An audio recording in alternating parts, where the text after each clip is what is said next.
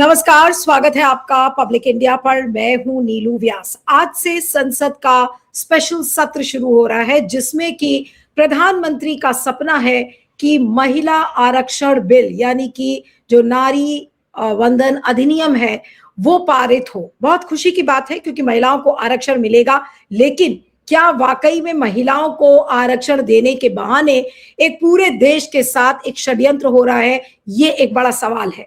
आज जब एक खुशी की बात है, लेकिन खुशी को ढका किससे जा रहा है? एक षड्यंत्र से, एक चाल से, जो कि धोखे की चाल कही जा रही है। हालांकि बोलने में वो कोई धोखा नहीं है। ये कहा जा रहा है सरकार के द्वारा से, सरकार के हवाले से, कि नहीं, इसमें जो साउथ की सीट्स हैं वो कम नहीं होंगी, लोकसभा की और स्टेट असेंबलीज की।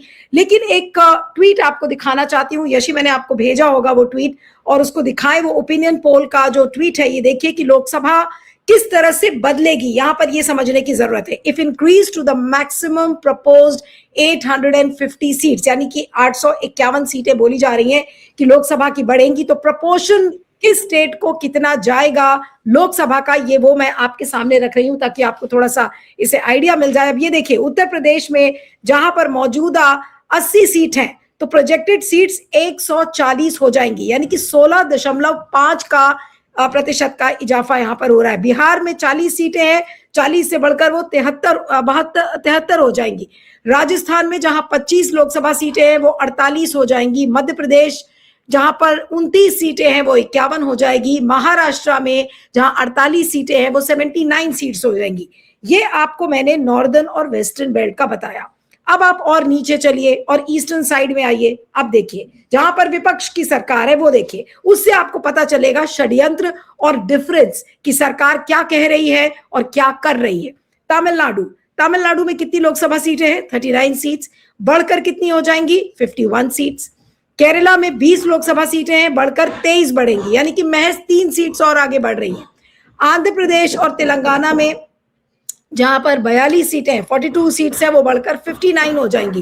तो डिफरेंस देखिए। उड़ीसा में जहां 21 सीटें हैं वो महज 9 सीटें और बढ़ जाएंगी।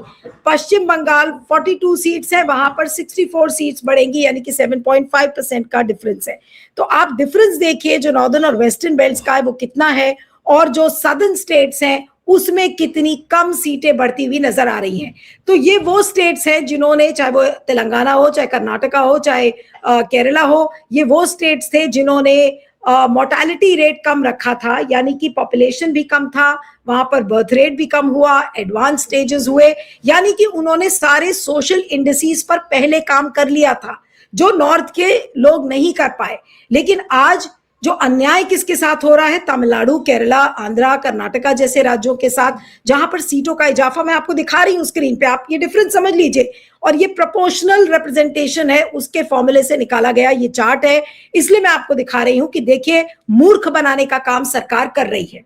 अब अगला सवाल क्या आता है कि क्या सरकार ये बिल पारित कर पाएगी? ये एक कॉन्स्टिट्यूशनल अमेंडमेंट बिल है, कॉन्स्टिट्यूशनल 131st अमेंडमेंट बिल, जिसके लिए दोनों हाउसेज में 2/3 बहुमत चाहिए। अब 2/3 बहुमत सरकार के पास है, न लोकसभा में है और न राज्यसभा में है। तो क्या अब ऑपोजिशन पूरा यूनाइट होकर इस षड्यंत्र को रोकेगा?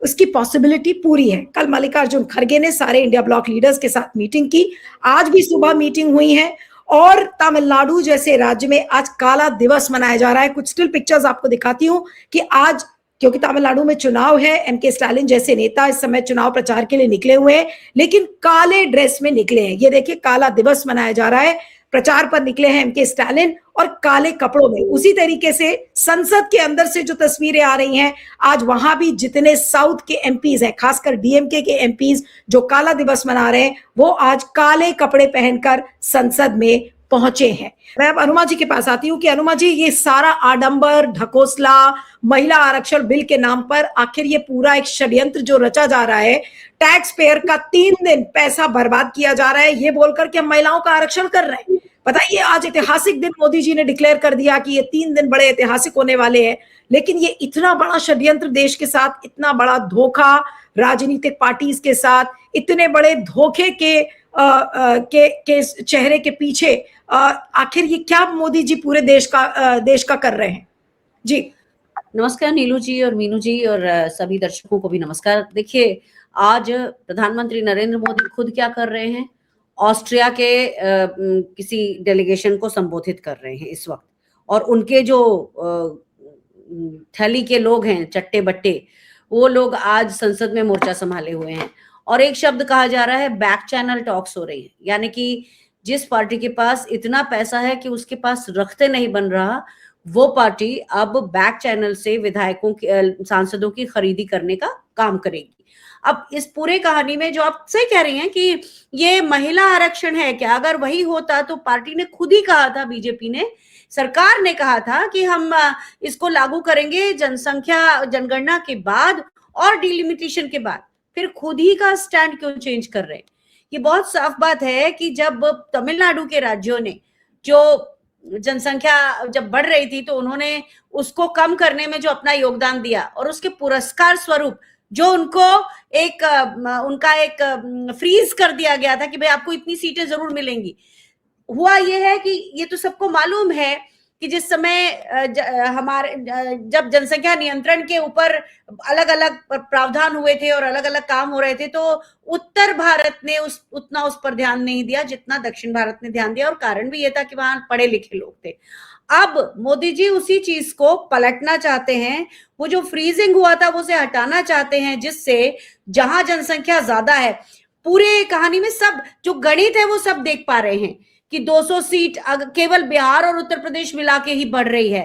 तो यहाँ संख्या का गेम है। 409 सीटें अब चाहिए होंगी बहुमत के लिए, जो पहले जो लगभग 400 तो इस समय उत्तर भारत के जो राज्य हैं, मध्य प्रदेश, बिहार और उत्तर प्रदेश मिलाकर ही हो जाएंगी। तो दक्षिण का जो रोल होता था सरकार को बनाने या ना बनने में, या एक उसमें एक एंगल डालने में, वो खत्म करना चाहते हैं। और उनको ये पता है कि वहां पढ़े लिखे लोग हैं, कभी भी बीजेपी को पूरी तरह से आगे आने देंगे नहीं।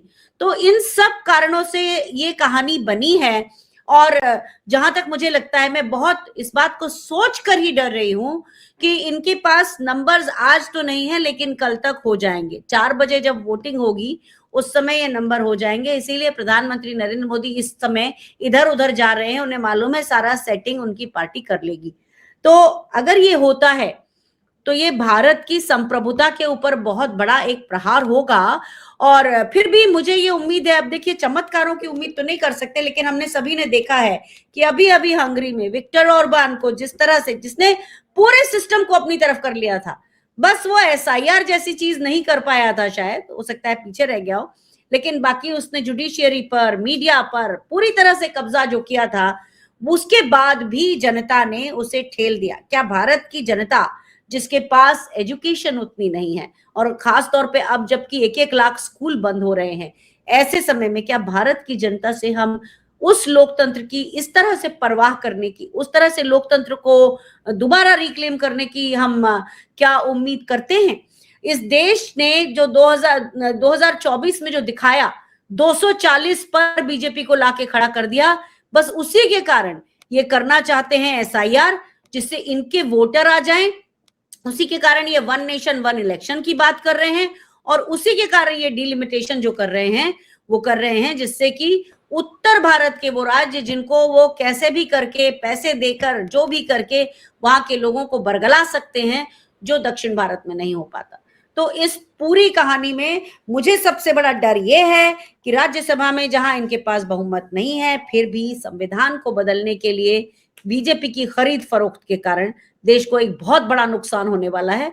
और इसके बारे में सारी विपक्ष की पार्टियां चिंतित जरूर हैं, लेकिन क्या वो इसे रोक पाएंगी, ये भी एक सोचने की बात।